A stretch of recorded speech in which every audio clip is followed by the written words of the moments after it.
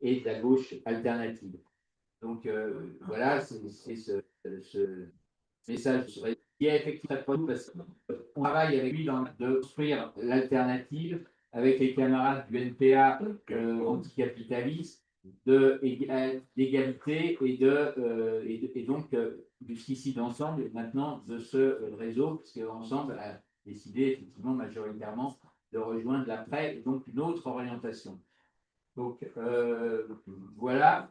Donc maintenant, je donne la parole peut-être à la camarade de Nouvelle Donne, hein, qui est la présidente de Nouvelle Donne, qui a assisté bien à notre réunion, y compris hier, parce que c'est une camarade historiquement qui est gilet jaune. Et donc, voilà, c'est pas nécessairement la vue conclusion qu'on a de Nouvelle Donne, mais voilà. Ça va changer. Voilà.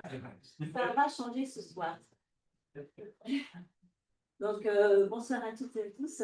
Désolée, je vais être un petit peu longue du fait justement de ce parcours qui est assez intéressant, je pense. Je m'appelle Christine Marie. Je suis donc coprésidente de Nouvelle Donne depuis 6 mois. Et donc, pour commencer, je tenais à vous remercier chaleureusement au nom du parti, donc Patrick et puis toute l'équipe, pour nous avoir invités à participer à votre congrès annuel parce que, d'autant plus qu'après avoir échangé hier, ce n'était pas une évidence. Parce qu'on a une image pas franchement révolutionnaire, apparemment. Et le sujet de ce soir va être d'essayer de vous montrer qu'à défaut d'être révolutionnaire, nous sommes à minima aussi révoltés que vous. Voilà. Donc, je vais commencer par une petite partie pour expliquer mon parcours et dans un deuxième temps, responsabilité oblige, je parlerai au nom du parti. Donc, je me sens déjà en terrain ami. C'est comme je vous l'ai dit, je suis gilet jaune depuis 6 ans et toujours active. C'est-à-dire que je vais tous les samedis sur Paris dans les manifestations, un peu moins maintenant pour des raisons que je ne vais pas évoquer ici et qu'on pourra voir ensemble pour ceux que ça intéresse. Sous le pseudonyme de Colline, donc comme on n'est pas très nombreux, tout le monde se connaît. Et en plus, je fais certaines animations dans le fil de l'artivisme. J'étais pas présente au début parce qu'au départ, je comprenais pas trop ce mouvement, j'étais pas très disponible non plus, il faut dire honnêtement. Et puis, progressivement, en fait, ce qui m'a motivée à les rejoindre, c'est le traitement médiatique qui a été fait au sujet des Gilets jaunes. Je les connaissais pas, mais je savais que vraiment tout ce qu'on entendait, que les Gilets jaunes sont la vie de la société, que ce sont tous des alcooliques, des casseurs. En fait, ce discrédit permanent qu'on a apporté aux Gilets jaunes était juste insupportable. Donc, j'ai commencé à les rejoindre. Je pourrais raconter quelques anecdotes, mais je vais passer parce qu'on n'a pas le temps. Et donc, 6 ans de Gilets jaunes, si on compte que deux après-midi, ça fait une journée, ça représente en fait 156 jours d'accompagnement des Gilets jaunes. Ça fait presque une demi-année. Donc, l'engagement, il est réel. Je me sens que c'est proche des propos qu'a tenu Odile hier, donc j'aurais bien aimé discuter avec elle aussi, ça serait intéressant. Voilà, je suis moins présente aujourd'hui, donc comme je l'ai dit pour diverses raisons, je la rejoins assez sur ce qu'elle a dit. Donc, en résumé, à Nouvelle Donne, actuellement, vous avez une coprésidente qui est Gilet jaune et le coprésident, Félix-David Rivière, qui est membre des Soulèvements de la Terre et qui était actif à Sainte-Soline lors des manifestations de la 69 et qui a participé au convoi de l'eau. Ça se pose là, donc je pense qu'il y a un souffle nouveau qui se penche sur Nouvelle. Merci. C'est pas tout. Ça fait penser pour ça. Mais pratiquement, franchement, il y a des choses qui se retrouvent. Même dans les débats que vous avez eus, on a les mêmes problématiques, on a les mêmes questionnements. On est vraiment très, très proches. Alors, au bout d'un moment, j'en ai eu assez de marché, puis pour des raisons personnelles, j'ai fini par m'engager en politique, donc ce depuis 3 ans. Puis, je suis allée voir ce côté Nouvelle-Donne, ce qui devenait tout ça. Donc, à Nouvelle-Donne, maintenant, je suis partie du parti. On est historiquement unioniste. Donc, on atteste le retrait des candidats qu'on a fait et des candidates aux législatives de 2017, qui nous a d'ailleurs très cher. On a eu en autorité, on a eu, on n'a pas eu de financement et on a eu une reconnaissance relative. Qui s'en souvient aujourd'hui qu'on a fait ce sacrifice en 2017? Personne. Voilà. Malgré tout, on croit encore à l'union, en dépit des propos qui ont été tenus dernièrement. Donc, On est assez proche des collectifs FP, des victoires populaires, etc. Et on fera tout notre possible pour que cette union tienne. Néanmoins, il y a quand même un débat au sein du parti pour voir qu'est-ce qui se passe si jamais c'est Mad Max au bout d'un moment, hein, parce que bon, ben, on ne va pas pouvoir tenir longtemps si tout le monde n'y met pas un peu du sien. Voilà.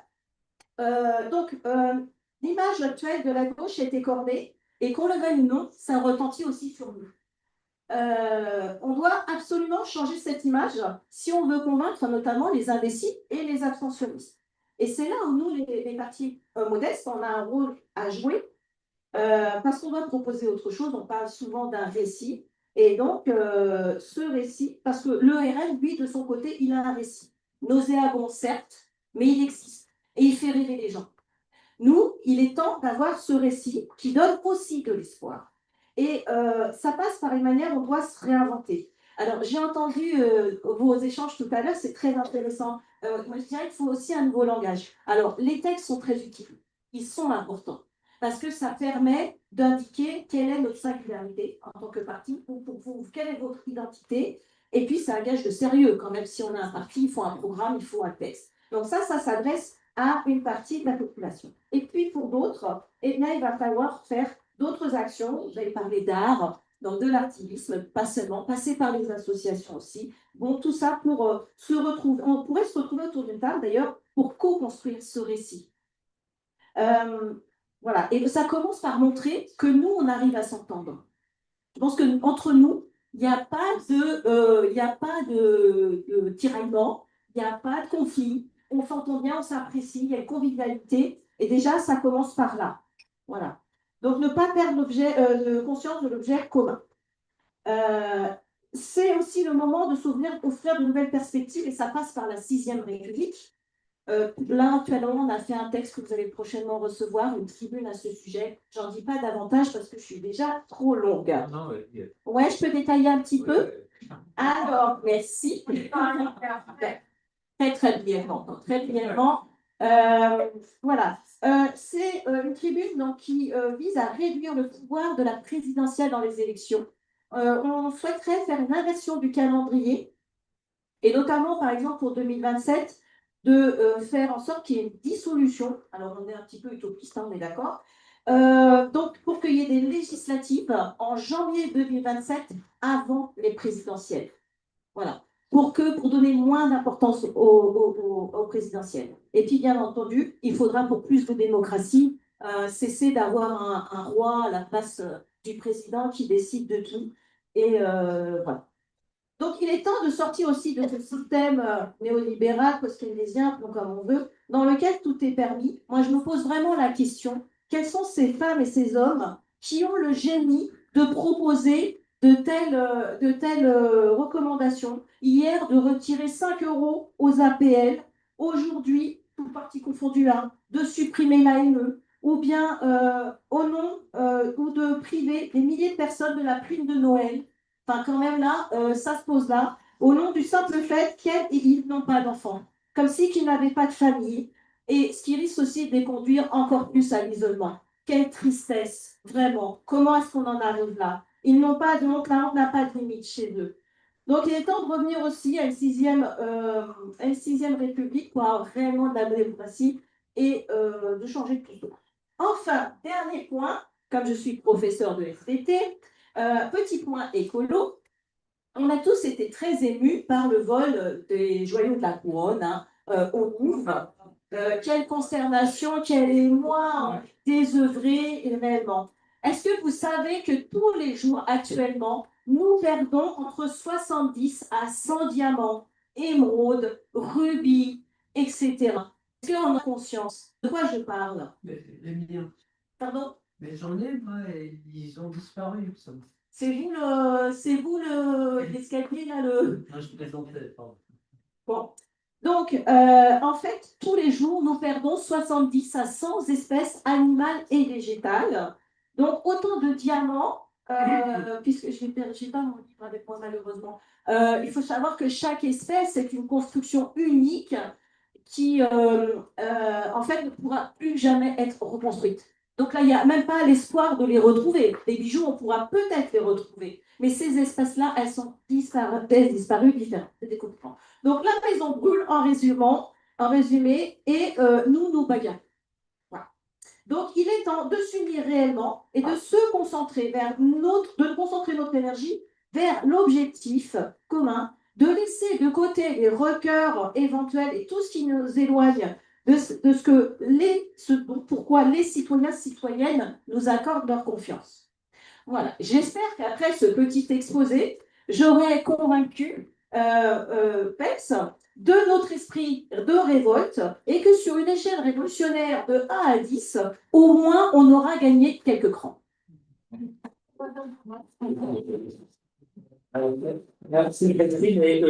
Et c'est vrai qu'on a une camarade à Mulhouse qui est proche de nos camarades de Mulhouse, qui s'appelle Isabelle Morer, et qui est aussi une gilet jaune, qui est assez connue d'ailleurs sur le plan national. Donc voilà. Mais c'est vrai que tu as permis de faire évoluer la vision de ce qu'est une nouvelle. Dans une confédération avec lui.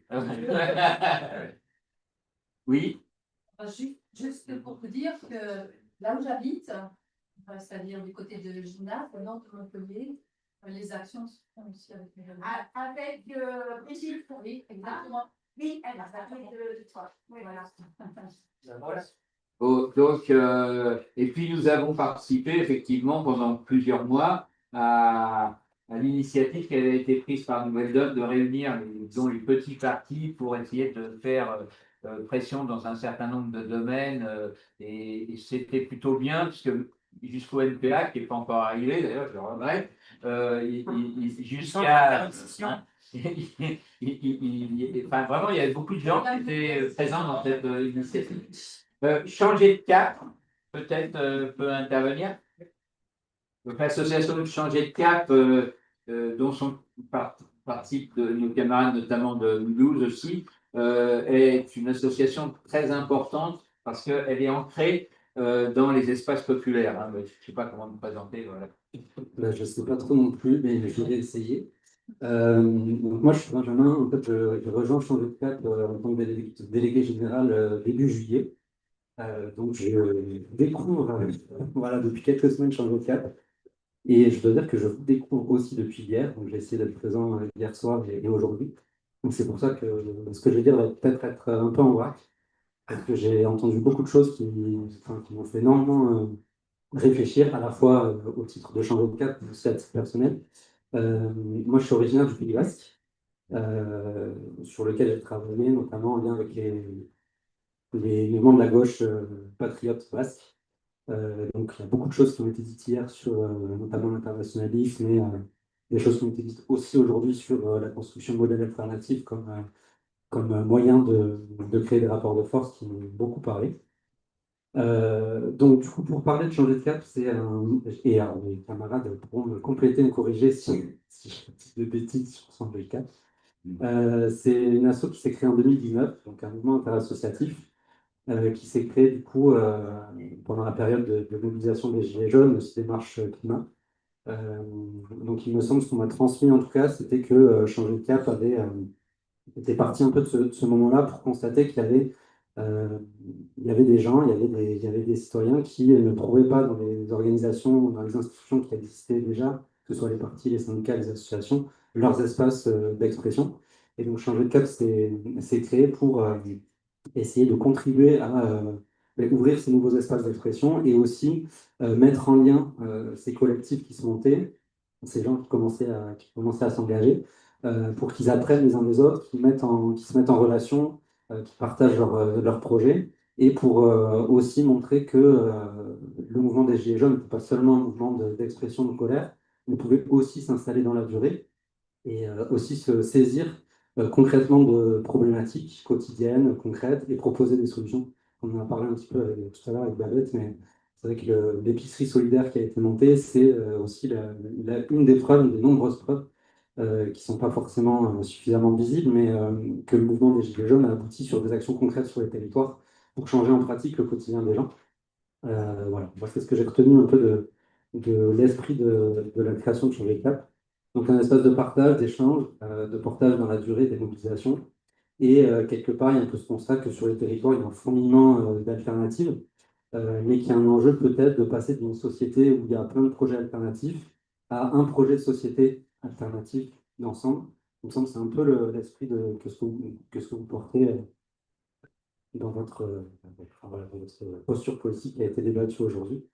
Euh, et donc l'idée qu'il y a en fait des valeurs communes, un projet collectif qui existe derrière cet ensemble d'initiatives et qui manque peut-être d'énergie ou de travail pour le rendre visible et pour le porter un peu plus collectivement.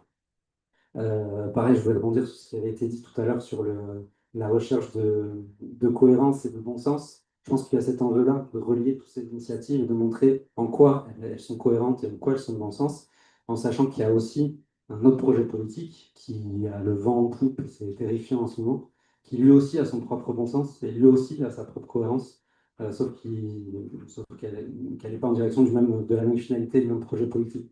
Donc c'est hyper important, je pense, aujourd'hui, de donner à voir ce projet qui sous-tend toutes ces initiatives. Parce qu'en face, ils sont structurés, ils sont organisés, ils ont des moyens, donc il faut qu'on se les donne aussi. Du coup, changer de cap pour présenter un peu les actions. Je me dis, après quelques semaines, qu'il y a deux objectifs à changer de cap, c'est défendre nos communs dont font partie les services publics, je vois ce qui a été dit tout à l'heure, et essayer de les étendre au maximum. Euh, donc défendre nos communs, nos services publics, ça s'est passé notamment par un gros travail qui a eu lieu entre 2021 et un et qui se poursuit aujourd'hui euh, pour défendre l'accès aux droits des allocataires de la CAF. Vous avez peut-être entendu parler de cette mobilisation-là. On est parti de 200-250 témoignages d'allocataires qui étaient en galère pour identifier tous les dysfonctionnements qui existaient au niveau de la CAF et toutes les barrières à l'accès aux droits des allocataires. Donc ça aboutit à un rapport qu'on a essayé de rendre le plus visible possible et aussi un travail sur tout le volet numérique, toutes les pratiques numériques et tous les outils numériques qui sont mis en place au niveau de la CAF pour mettre des barrières à l'accès aux droits et pour surtout ne pas lutter contre le non-recours. Il faut savoir qu'il y a un tiers des allocataires potentiels de la CAF qui ne demandent pas leurs droits. Voilà, donc la CAF qui met en place en interne des algorithmes de scoring qui vont orienter les contrôles vers les populations précaires, mais qui parallèlement ne met pas en place d'outils pour aller lutter contre le non-recours, pardon. Voilà, donc dernière action en date, on a attaqué collectivement l'algorithme de scoring de la CNAF devant le Conseil d'État en octobre dernier. Donc l'affaire elle est en cours. Devant le Conseil d'État, on a déposé un recours devant le Conseil d'État contre l'algorithme de scoring de la CNAF qui utilise en fait des critères discriminatoires pour aller surcontrôler les personnes précaires. Voilà, pour exemple, c'est un chiffre qui vient du mouvement des mères isolées. Elles représentent 14% des allocataires et 35% des contrôles qui sont effectués sur les allocataires. Et ça notamment parce qu'il y a un outil en interne à la CAF qui permet d'orienter les contrôles et qui mobilise des critères qui vont pénaliser les mères isolées, les allocataires enfin, les bénéficiaires de l'allocation à adulte handicapé par exemple, les personnes qui ont des revenus irréguliers, donc en gros tous les profils les plus précaires, qui vont subir des contrôles avec à chaque contrôle une suspension de droit le temps du contrôle, donc autant précariser davantage les gens qui le sont déjà. Voilà, donc ça c'est une des actions sur cette défense de nos communs, de nos services publics, avec tout un volet numérique du coup qui en a découlé, puisque c'est un gros enjeu, la numérisation de tous nos services publics et tout ce que ça implique derrière sur nos libertés, sur notre accès aux droits. Et il y a toujours cette vocation initiale de mettre en lien des initiatives territoriales. Et ça, c'est un projet qu'on a essayé de relancer, enfin, qu'on essaye de relancer, et qui a été cité tout à l'heure, et on va accélérer ces prochaines semaines. Donc, je pense que c'est hyper intéressant qu'on se remette en lien, qu'on retravaille là-dessus, puisqu'on a l'objectif. Alors, il y a des choses qui existent déjà. Tous les mois, je crois, il y a un webinaire qui est proposé par Changer de Cap, où une initiative locale va pouvoir se présenter son action et ce qu'elle fait et du coup permettre à d'autres collectifs ailleurs sur le territoire de découvrir les actions qui sont mises en place ailleurs, de pouvoir s'en inspirer, pouvoir avoir des clés, pouvoir avoir des manières de travailler pour pouvoir créer leurs propres actions à leur niveau. Et du coup, on veut aussi compléter tout ça, faire un vrai dispositif un peu plus complet, notamment avec un site internet pour identifier des initiatives locales. Euh, et puis, c'est marrant, vous y pensez aussi, mais on pensait à un événement après les municipales, où on rassemblerait des porteurs d'initiatives territoriales pour justement dresser le bilan des élections municipales j'espère, la claque qu'on se sera pas trop pris, mais certainement la grosse claque qu'on va se prendre et savoir de quelle manière est-ce qu'on y répond en partant de ces initiatives territoriales qui existent et qui sont innées. Ce qu'on appelle les assises du communalisme. Ce que vous appelez les assises du communisme, ce qu'on n'a pas encore nommé, mais qui pourrait se recouper.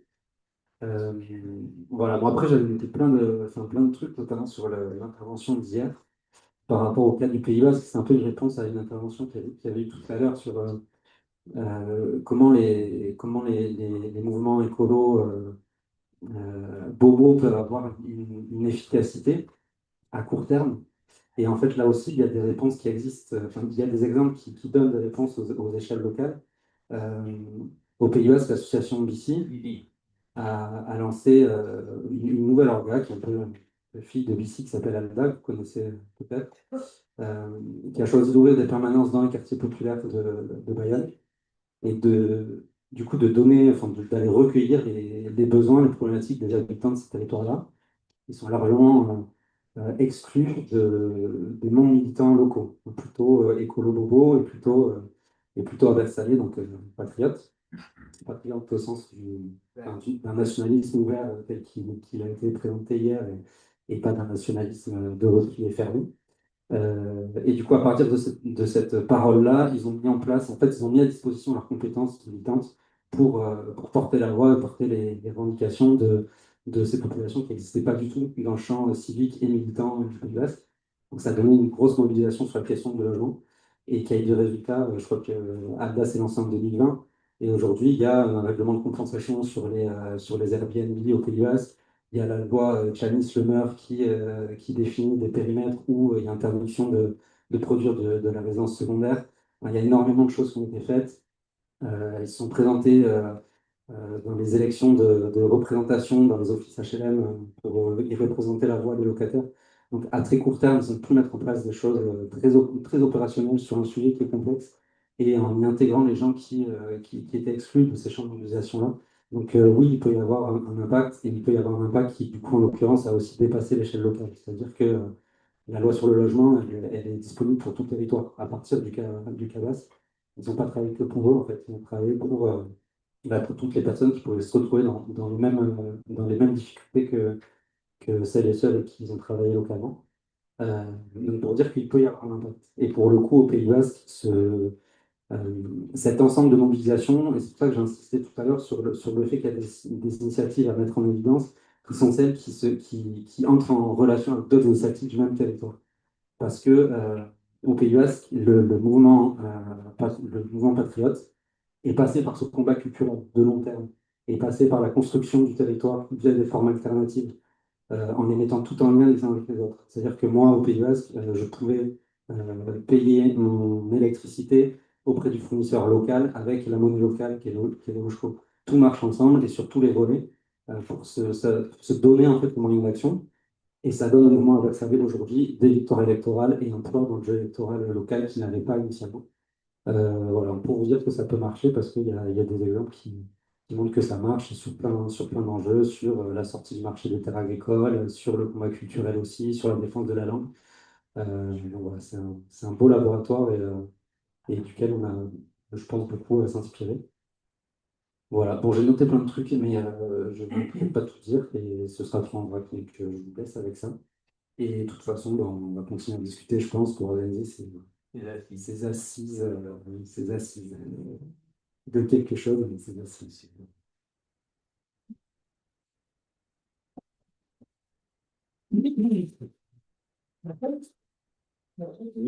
Est-ce que je peux te poser une question? Oui, avec qui? Justement, je voulais la poser à Nouvelle-Zone. Ah.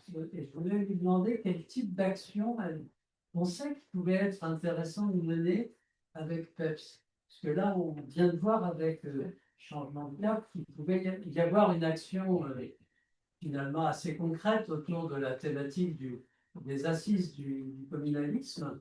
Est-ce qu'avec Nouvelle Donne, il y aurait quelque chose qui te paraîtrait possible d'organiser ensemble avec... Tout est possible. Après, là, je suis un peu prise au dépourvu. Par contre, j'avais peut-être une petite idée au niveau de la visibilité. Parce que ce qui nous manque aussi, c'est ça, c'est la visibilité.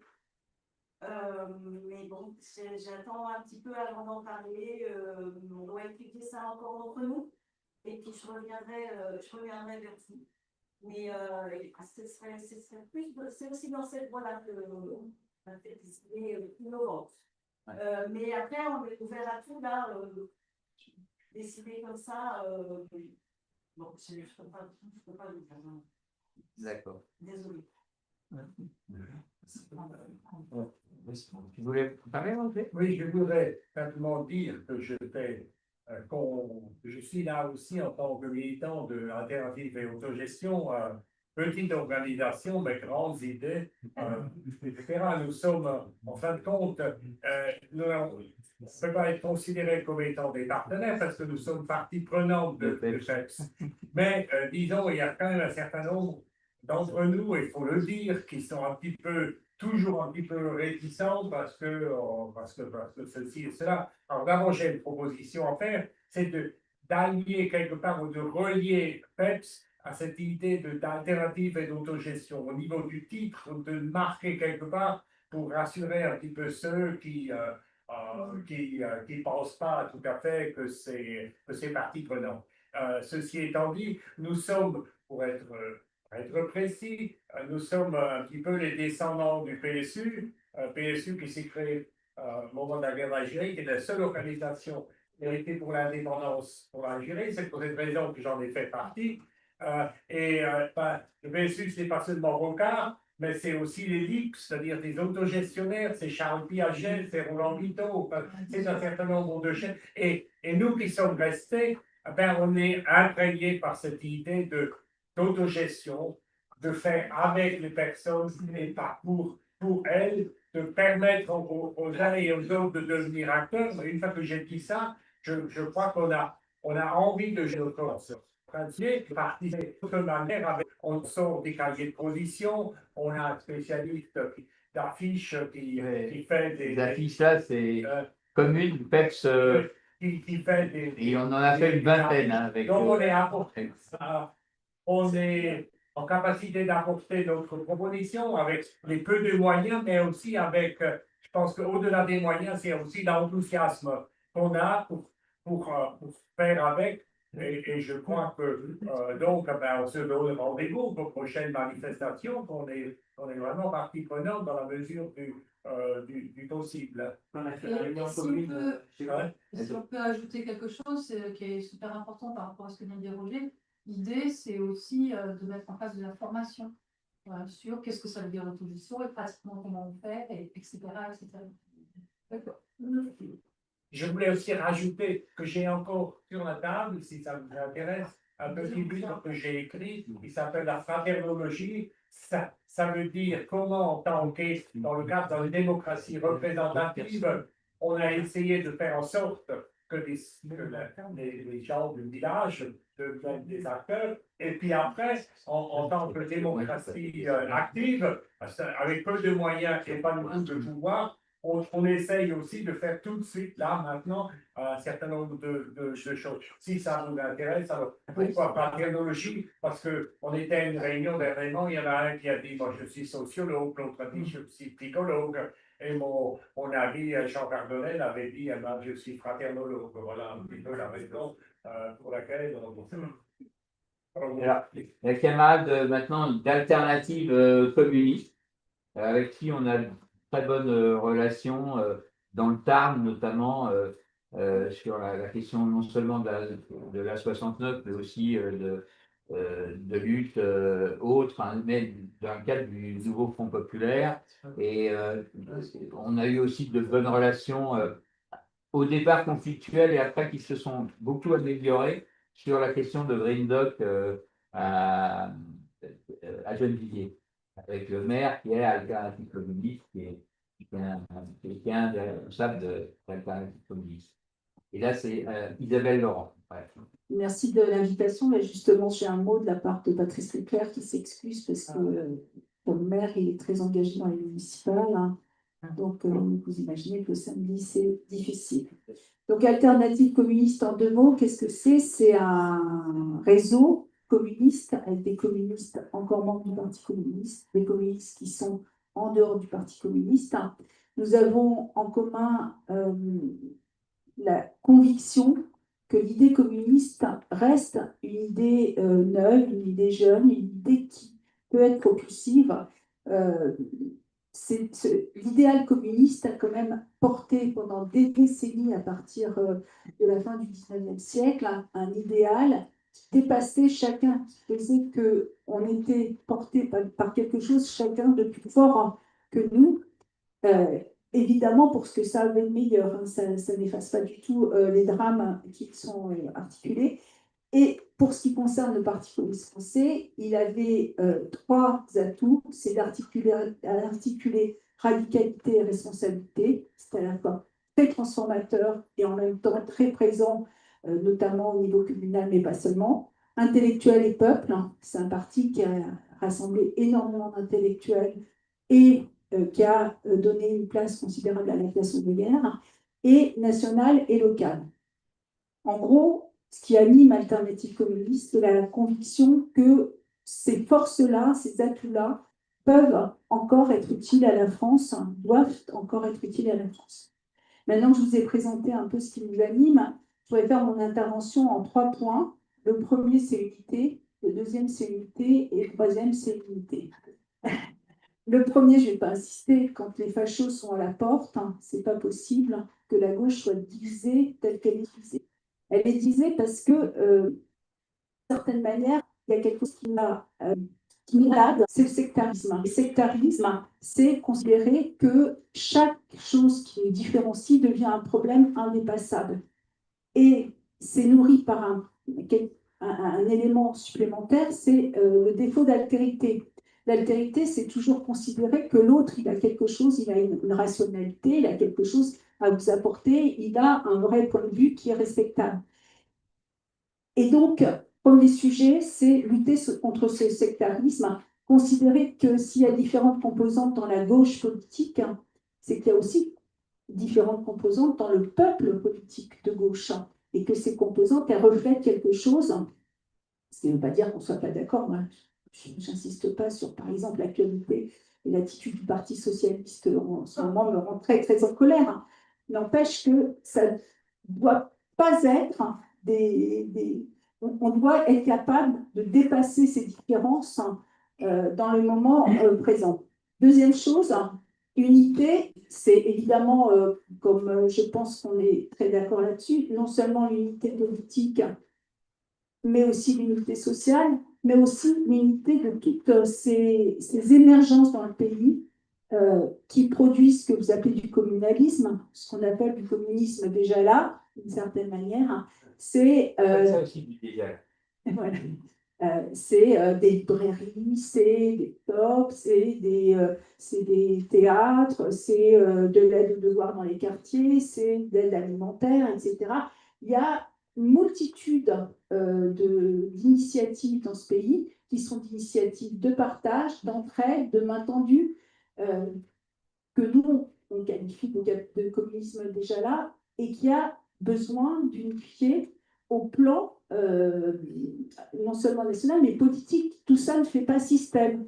Il faut trouver les leviers pour que ça fasse système.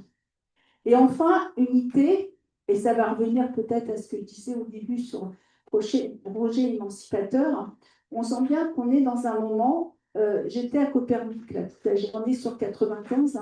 95, c'est sûrement le début, enfin, c'est le grand mouvement après le début de la fin des idéologies, avant des réseaux alternatifs, etc. 68, c'est un grand mouvement social, mais pas seulement, c'est un changement culturel, c'est les mœurs, etc. 95, c'est une cause, un moment. Et on voit que c'est quelque chose qui s'est développé de plus en plus, notamment dans la jeunesse. On s'engage à un moment sur une cause.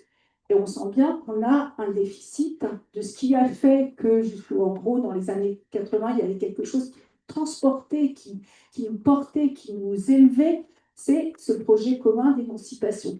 Et là, je vais revenir au communisme des Gerda, et peut-être que ça veut dire qu'il faut vraiment qu'on travaille plus ensemble tous. Nous, on est un peu dans l'idée des assises du communisme déjà là, c'est-à-dire que peut-être ce projet commun, c'est pas, on va pas l'inventer ni dans un bureau, ni par le nouveau Marx, ni venu d'en haut. Et peut-être que ce projet commun, il s'invente au quotidien dans les racines du pays, et que ce qu'on a gagné à faire ensemble, c'est de lui donner cette force et cette cohérence. Je vous remercie.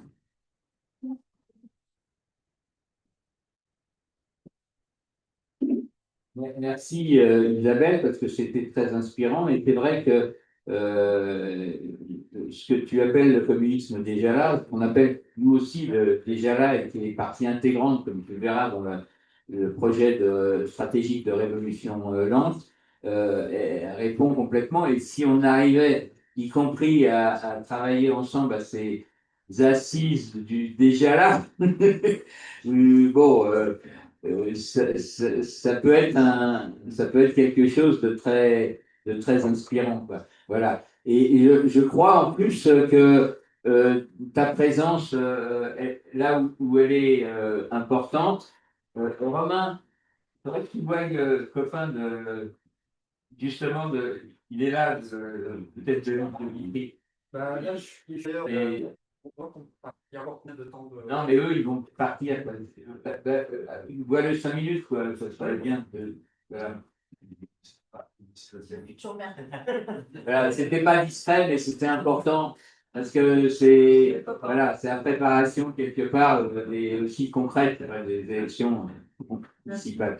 Bon voilà. Alors moi on avait envoyé des courriers et à l'Union communiste libertaire, au NPA anticapitaliste qui nous a renvoyé un truc hier en disant avec des noms en plus en disant qu'ils seraient là, donc on constate qu'ils ne sont pas là et on le regrette vraiment, et à la gauche des Verts, disons qui s'appelle l'Union d'écologie populaire, et on n'avait pas envoyé aux autres parce qu'on considérait que soit la direction de LV, soit la direction de LFI, soit évidemment en plus le PS, bon, on voulait discuter avec des associations alliées, quoi. C'était notre. Bon, on avait aussi envoyé d'ailleurs à XR et au Soulèvement de la Terre.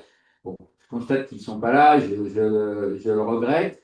Je pense d'abord qu'il y avait beaucoup de choses ce week-end, hein. Il y a l'Assemblée nationale des quartiers, il y a les peuples veulent. Il y avait le truc de Copernic, où moi et Dominique, on aurait dû être d'ailleurs, etc. Enfin, il y avait énormément d'initiatives ce week-end, donc on peut comprendre leur absence. Néanmoins, ça veut dire aussi que c'est difficile de construire un dialogue, un rassemblement avec les uns et avec les autres. Nous, on est une petite organisation. En même temps, on a des gens qui sont enracinés sur un certain nombre de territoires, qui représentent aussi des combats spécifiques assez forts, comme vous avez pu le voir avec Odile Morin à Toulouse, avec Farid sur les questions de drogue, avec Dominique sur les questions de sécurité alimentaire, avec notre porte-parole qui est en même temps à Azor, l'association des jeunes Roms, etc. Donc, bon, moi, je regrette que ces camarades ne soient pas là pour dialoguer avec nous, comme l'a fait Nouvelle Donne, Changer de Cap, Alternative Communiste, ou même le message du réseau de la gauche alternative. Mais bon, voilà, il faut constater à un moment ce qui est, quoi. On est aujourd'hui dans une situation, je dirais, de fragmentation, parce qu'y compris le crash d'ensemble, montre que la fragmentation continue et que nous, on est dans cette fragmentation, on essaye de confédérer un certain nombre de gens, mais voilà, on n'a pas énormément progressé dans cet espace et qu'il faut vraiment se donner les moyens de construire l'unité. Isabelle parlait de l'unité aussi de la gauche. Notre camarade Marjorie, que ce soit à la fête de l'humanité ou à la rencontre avec Lucie Castet, représentait une partie avec Claude Debon des comités NFP. Donc on ne lâche même pas sur cette histoire, même si on considère aujourd'hui que la présidentielle est en train de tout détruire à gauche. Et que, même s'il faut continuer à demander la construction du nouveau Front populaire, comme le dit Christine de Nouvelle Donne, en même temps, aujourd'hui, il faut reconnaître que notre objectif principal n'est plus là. Notre objectif principal, il est ce qu'on a commencé à essayer de travailler sur le projet d'action commune ou sur notre stratégie du déjà là et d'insurrection rampante, quoi, pour aller vite, même si on n'est pas encore totalement d'accord sur le nom de cette révolution.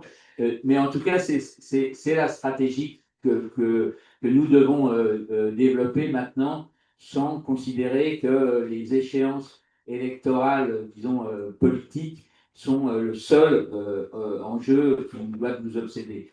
Même, je dis ça tout en pensant que, par exemple, les élections municipales sont pour nous une échéance très importante. D'ores et déjà, dans 30 à 40 villes, nous avons des copains qui sont engagés ou des liaisons avec des gens qui sont intéressés par s'engager véritablement dans des listes citoyennes. Et tout ça, c'est une très bonne nouvelle. Donc, il faut continuer, quoi. Voilà. Et organiser la résistance. Et organiser, oui, la résistance qui commence maintenant au fascisme, quoi. Toi, enfin, je dirais à la fascisation déjà et au fascisme ensuite, quoi.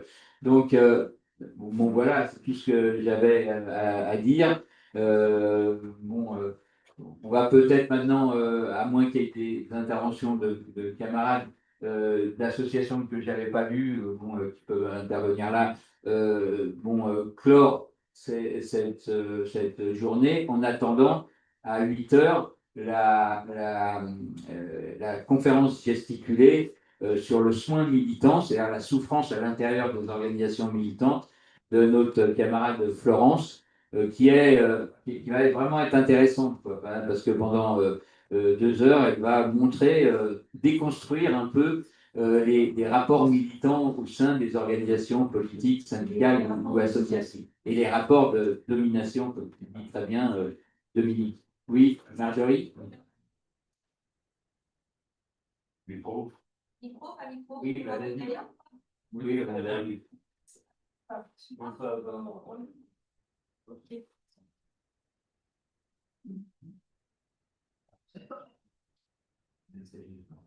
Alors, c'est le message d'un collectif qui est né il n'y a pas très longtemps, qui s'appelle lerondpoint.org.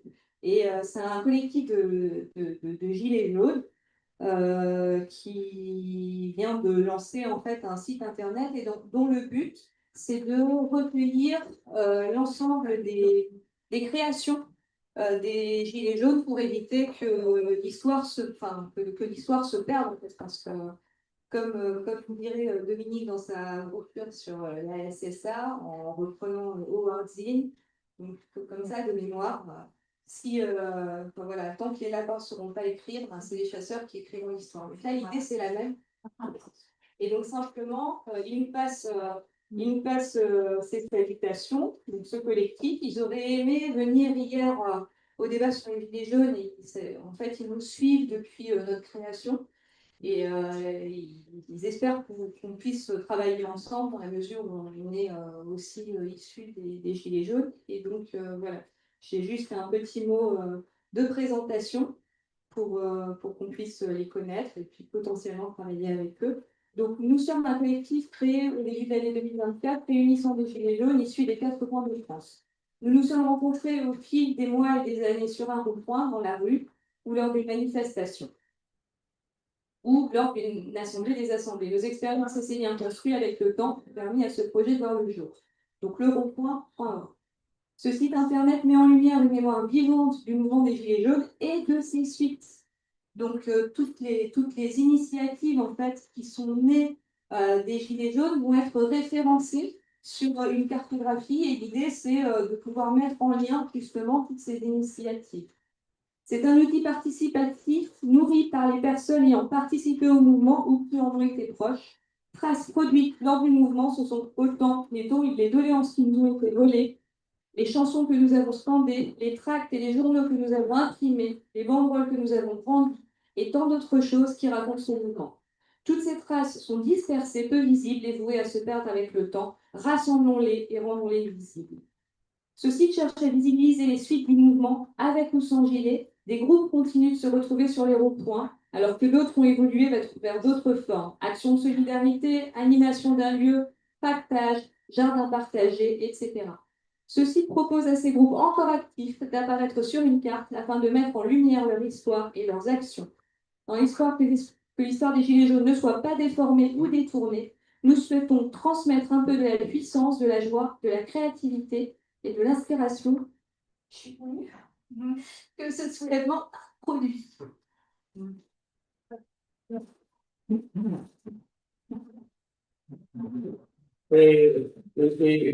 Un peu dans le même sens, et pour clore peut-être cette série d'interventions, je redonne la parole à notre jeune porte-parole qui est en même temps un des animateurs, fondateurs de l'association ZOR, qui va nous expliquer ce que c'est ZOR, parce que pour nous, écoute, c'est une source de fierté qu'il ait contribué à la création de ce collectif. Donc, il ne va pas parler en tant que porte-parole d'OPEX, où il est très connu quand même nationalement, mais en tant que responsable de cette association. Voilà. Merci beaucoup, Patrick. Je voudrais vous raconter cette histoire. Alors, c'est vrai que les populations Romanie et voyageuses, à savoir 6 collectifs de population, les Roms, les Manouches, les Sinti, les Gitans, les voyageurs et les Yénis. Ce sont des groupes extrêmement marginalisés, ce sont des populations subalternes et ce sont par ailleurs des groupes de population qui sont tout en bas de la pyramide raciale et qui souffrent d'un déficit total de représentation politique et collective. Parce que, comme je le disais hier un peu quand on parlait des Gilets jaunes, elles font partie, ces populations, des populations qui sont assignées à l'apolitisme. Et donc, nos voix ne sont jamais entendues, toujours méprisées et écrasées. Et pourtant, dès lors que les fascistes arrivent au pouvoir, nous sommes les premières victimes des politiques fascistes. Et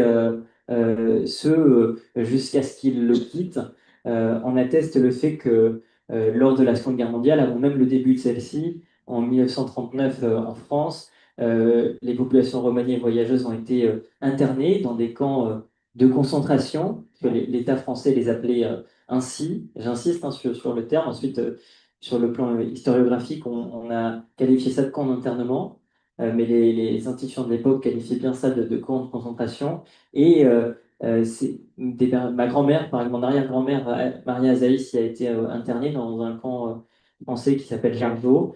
Et les dernières populations romanies et voyageuses sont sorties des camps seulement en 1946. Donc, en gros, le seul élément de continuité, durant les différents régimes qui ont traversé la Seconde Guerre mondiale, à savoir le dernier gouvernement de la Troisième République, le gouvernement de Vichy et le gouvernement provisoire de la République française, que tout oppose sur le reste, ça a été les politiques anti-tziganes et anti-nomades, parce que les personnes concernées étaient à l'époque catégorisées de nomades.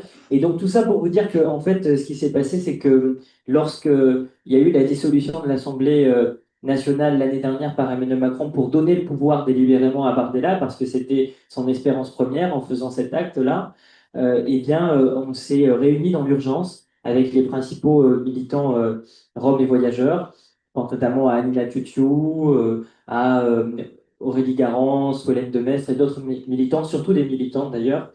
Et on s'est dit qu'on était obligé d'agir parce que nos vies étaient en jeu et que une prise du pouvoir des fascistes reviendrait à notre écrasement le plus violent.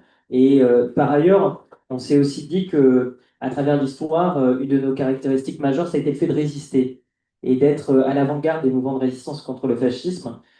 Et notamment, durant la Seconde Guerre mondiale, effectivement, on a subi un génocide, mais on a aussi été en France les populations qui ont été le plus massivement engagées dans la résistance. Et je vous conseille d'ailleurs, si c'est un sujet qui vous intéresse, un livre de Jan Jors qui s'appelle La croisée des chemins, la guerre secrète des Tziganes, qui raconte cet investissement massif et le fait que la résistance, depuis Londres, donnait des missions extrêmement importantes aux groupes roms, notamment en France, dans la clandestinité, etc. Et donc, ayant cet héritage-là, on s'est dit on doit faire quelque chose en 2024, en juin 2024. Et c'est la raison pour laquelle on a lancé une campagne massive qui s'appelait Voyageurs contre le RN, qui a touché 5 millions de personnes. Et cette campagne, c'était quoi? C'était des vidéos de rescapés du génocide rome et de résistants voyageurs, mais aussi de jeunes militants voyageurs dont j'ai fait partie, qui contraient la propagande du RN, parce qu'il faut savoir que toute la gauche politique véhicule l'antiziganisme et ne va pas parler aux voyageurs. Et par contre, le RN va parler aux voyageurs pour leur dire vous devez voter pour nous. Et donc, parfois, ça a le malheur de marcher. Et donc, on a voulu contrer cette propagande-là. Et on y est arrivé au point qu'on a participé à la victoire contre l'extrême droite, parce que toutes les époques, fachos, voire des très participé à cette contre l'extrême droite en 24. Et une fois obtenu cette victoire, on s'est réunis et on s'est dit qu'on devait cesser d'être sur la défensive et on devait faire émerger dans la société une voix rome et voyageuse, faire entendre nos voix durablement et être dans l'offensive, une offensive antiraciste contre l'antiziganisme, qui est évidemment un racisme extrêmement fort, mais qui, au-delà du racisme, est un système de domination à l'intersection des dominations de genre, de classe et de race. Et c'est d'ailleurs quelque chose que je vais raconter dans un bouquin qui va sortir normalement chez Libertalia en mars. Et donc, on s'est, à ce moment-là, en se disant qu'il fallait être dans la riposte, on a réuni 50 jeunes Roms et voyageurs de toute la France à Paris, et on a décidé de déterminer collectivement une campagne d'action. Et ce qui a fait sens tout de suite, c'est de se battre pour la reconnaissance du génocide subi par nos ancêtres, parce que ce génocide, plus de 80 ans après, n'est toujours pas reconnu par la France notamment, et la République française est toujours dans un déni profond sur le plan mémoriel et refuse de reconnaître sa responsabilité dans ce dernier, alors que la responsabilité en particulier de la République est importante parce que la République, dès 1912, a mis en place un fichage racial et ethnique avec la catégorie des nomades, qui a ensuite été utilisé par l'administration nazie, parce que les nazis ont traduit la catégorie nomade par la catégorie raciale Zigeuner. Bon, tout ça pour vous dire que les jeunes qui se sont réunis se sont dit, on s'est dit, il faut se mobiliser pour arracher, parce qu'on ne nous la donnera pas, cette reconnaissance, pour rendre la dignité et rendre la justice à nos ancêtres qui, pour certains d'entre eux, ont péri dans les camps français. Et on a lancé une campagne de mobilisation complètement dingue qui s'appelait Nos vies de gitans comptent. On l'a fait en partenariat avec des médias comme Cerveau non disponible, les Contre-Attaques notamment, ou encore le Média TV. Et on a diffusé des vidéos de jeunes descendants d'internés qui lisaient les lettres de leurs ancêtres. Et j'en ai fait partie aussi, qui, en fait, lorsqu'ils étaient internés dans les camps, ont écrit nos ancêtres aux préfets, aux différents responsables des administrations pour leur dire pourquoi nous sommes enfermés ici, nos parents sont morts sur le front en 14-18, pourquoi on se retrouve en tant que Français, parce que la plupart étaient Français, enfermés dans ces structures concentrationnaires, et ces lettres sont à jamais restées sans réponse. Et elles n'ont eu du moins pour réponse que le silence et la brutalité de l'État français. Et donc, on a décidé, ça c'était hyper émouvant, de leur redonner voix, de les renvoyer en quelque sorte aux députés membres du bureau de l'Assemblée nationale. Et donc, ça a été très touchant parce que c'est des jeunes qui étaient descendants directs parfois des personnes ayant écrit les lettres ont obtenu des rendez-vous avec les députés du bureau de l'Assemblée nationale pour qu'une loi transpartisane soit déposée pour qu'enfin ce génocide soit reconnu. Et cette loi a été déposée, me semble-t-il, la semaine dernière, ou il y a 15 jours, et on a eu l'occasion de faire une conférence de presse à l'Assemblée nationale avec Marie-Louise Baudy, qui est une des dernières rescapées encore en vie de ce génocide. Et donc, dans la foulée de cette campagne est né le collectif ZOR. ZOR, ça veut dire force en romanesque, qui est un des dialectes principaux parlés par les populations romanies et voyageuses. Et donc, nous, ce qu'on se dit pour faire le lien avec ce dont on discute avec PEPS, c'est que on est dans une époque où, d'une part, l'appareil répressif de l'État se densifie à l'encontre des opposants politiques, mais également des minorités ethniques et des populations les plus précaires, et que par ailleurs, il y a des offensives de plus en plus brutales et violentes des groupuscules identitaires et d'extrême droite, et que dans cette période-là, il est temps d'organiser des espaces d'auto-organisation, d'autodéfense, d'autogouvernance populaire. Et cet espace-là, ZOR, c'est un de ces espaces qui est vital dans la mesure où on ne peut compter que sur nos propres moyens, nos propres organisations pour se défendre et faire entendre nos voix. Et donc j'en suis ravi. Et c'est vrai que avec PEPS, on a cette chance-là d'avoir des militants qui sont à l'avant-garde ou qui sont les chevilles ouvrières de différentes luttes contre les oppressions et les systèmes de domination. Et je pense par excellence à notre ami Odile Morin sur les questions de lutte antivalidiste. Et je pourrais en citer encore beaucoup d'autres. Mais je te remercie, Patrick, de m'avoir laissé ce petit temps pour expliquer un peu la genèse de ce collectif qui, je l'espère, va continuer à grossir. On a eu plein de rencontres et sera une des composantes de la riposte qui fera progressivement advenir la société meilleure que l'on veut toutes et tous construire.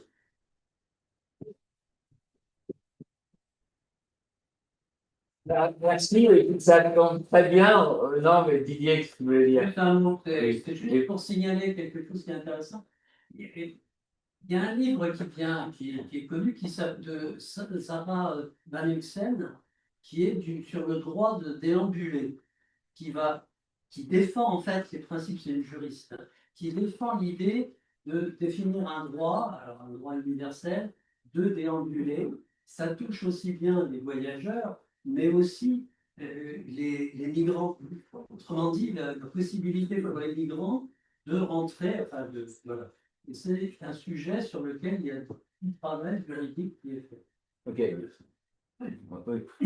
Oui, simplement, quand je l'ai entendu parler, premièrement, ça m'a toujours émotionné par cette histoire de gitans, mais je dis aussi, ça montre parfois aussi les limites de ce qu'on appelle la démocratie.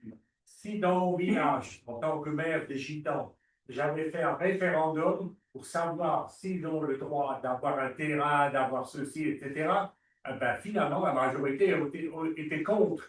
Mais on avait des valeurs, au-delà de l'électoralisme, de dire ben, ils ont le droit d'être ici. Je veux dire, c'est pour d'autres problèmes, c'est la même chose. À un moment, les valeurs dépassent les pratiques, on peut dire, démocratiques. Ouais.